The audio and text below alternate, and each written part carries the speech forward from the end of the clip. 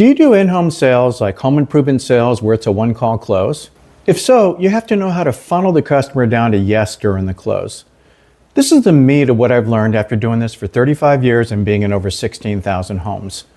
Funneling is bringing a person from one stage to the next and making sure the door is closed before you move to the next part of the funnel.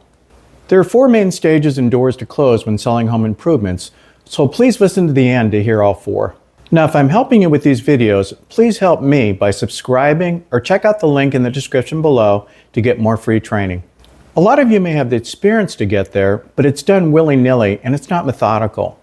Learning to do it this way will make you a lot more consistent in making money. Knowing the steps is important because when you're closing, it seems like a conversation. And if you get off, you know where you are to go back. The concept is that you close these 4 doors along the way, and when they're closed, you don't have to go back and close them again. I get a lot of questions from salespeople like, once I isolate the objection to the money, do I need to go back and recommit them to the value or doing business with our company? For example, so other than the affordability, is this the HVAC system or window you want? Yes. And so are you comfortable with the company and value? Something to that effect. If you learn to be methodical in how you close the doors, there's no need to do that because you've already closed the door earlier. Remember, there's some doors that when they're already closed, if you push in to close them again, then now they open. The first stage of the funnel when closing is that they want it and think it's worth it. This is done during the sales presentation. If they don't want it and think it's worth it, then they shouldn't even be in the closing funnel. Now, to make sure they're in the right stage, you usually do some type of pre-close commitment where you're seeing if the customer is sold. It's a fancy way of asking them if they want the product. This is done after you've done your sales presentation and right before you deliver the price. Usually, the simplest way of doing this is to say, so if this is affordable, is this definitely the roof you want to put in your home? If you can get a real and firm commitment to that question, then you're ready to proceed to the next part of the funnel. The second thing you need to do to one-call close someone is to handle the objection. If you've done your sales presentation correctly and they want it, the only real objection should be the money. People buy when they make 2 decisions. Do you want it and can you afford it? If the answer to those questions are yes, then you buy. If not, then you don't. It's that simple. So by definition, if your sales presentation made them want it, and you verified that by doing the pre-close commitment we just covered, by asking them if they wanted it, then the only logical objection left would be the money. For example, if your product was $100, how many people would want your product? Now, hopefully you said all of them. The first thing you hear a lot of times after the price are not real objections. They're smoke screens like, well, I need to think about it. I never make snap decisions, or just give me some time. Those are not real objections and therefore can't be turned. That's why you always hear people say that you need to bring it to the money in the close. You're getting the customer to come to the conclusion or admit what you already know, that it's just the money. When you isolate the objection, you're establishing that there's no other reason other than the money that they're not doing it. This is done when you can say, so other than the money, is there any other reason you wouldn't want this HVAC system put into your home? Or, so is the money your only concern then? When they say yes, you've isolated the objection to the money. So now the funnel's brought them to that they want the product and the only concern is the money. The third step of the funnel that a lot of people overlook is what the objection of money really means. It could mean 2 things, value or affordability. Value, meaning that the customer doesn't believe that it's worth what you're asking, and affordability, meaning that they can't afford what you're asking. These are 2 different things and have to be handled differently. If they aren't sure it's worth it, then a payment plan means nothing.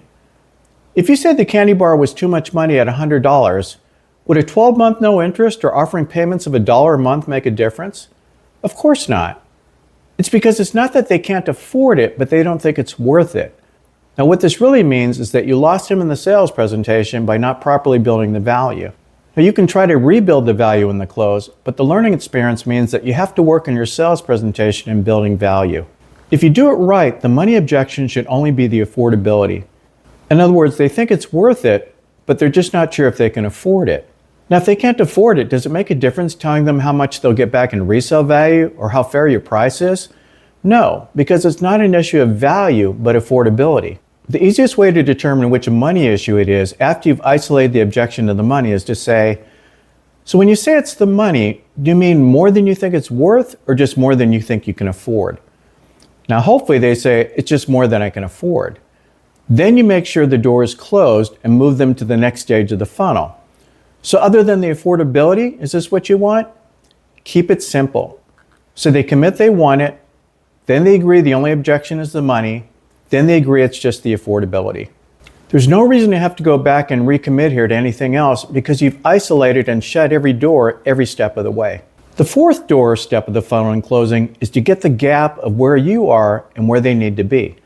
That's the problem or puzzle you need to solve to help them get what they want. For example, once you've isolated the objection to affordability, then normally you're working payments. Affordability is always about the payments. To get the gap, you'd say, so how much too much is that monthly payment? Well, Ron, it's about $200 a month too much. Now you know the gap is $200 a month and what the problem is you have to solve. Now I shut that door and bring them further down the funnel by saying, so it's just $200 a month keeping you from getting this roof then? Yes. If the issue of the money was value, not affordability, use the same technique, but now you need to get the gap of the value, not payment. So other than the money, is this what you want? Yes. And when you say it's the money, do you mean more than you think it's worth or just more than you can afford? Well, more than I think it's worth. Well, how much too much is our price? Well, you're at $15,000 and I really can't see myself paying more than $13,000. Okay, so we're about $2,000 apart from you getting your new windows then, right? Yes. Now you have to close a value gap of $2,000, which you can do with energy savings or resale value. Remember, if you have to close a value gap, the real learning experience and opportunities in your sales presentation, in your price conditioning, and other ways you build value so you don't end up here in the close. If you do your presentation right, meaning that they want your product and think it's worth it, the only form of money objection in the close should be affordability, not value. So to recap, step one, so you've committed them to the product. Is this what you want? Step two, you've isolated the real objection to the money. So other than the money, is this what you want? Step three, you've isolated to what type of money, value or affordability. So when you say it's the money, do you mean more than you think it's worth or just more than you can afford? And then step four, get the gap. How much too much is that monthly payment? Oh, it's about $200 a month too much. Now that's the gap you have to close. All the close should be is about helping the customer get what they want. It's not browbeating them and pressuring them into something. Once you've moved them this far into the funnel, the only thing missing is urgency. Ideally, right here you hear, I want it and I can afford it, just give me a couple days. Now you can do your today discount or whatever you use to create urgency. This is the best place to do it, not when you're in the middle of the funnel. The today discount should only be used to create urgency, not to drop the price to the level of value your sales presentation actually created. Now, if you find this training helpful and want more in building value, check out the video on It's Too Much Money, or for more in closing, the playlist on home improvement sales closing listed above. Happy selling!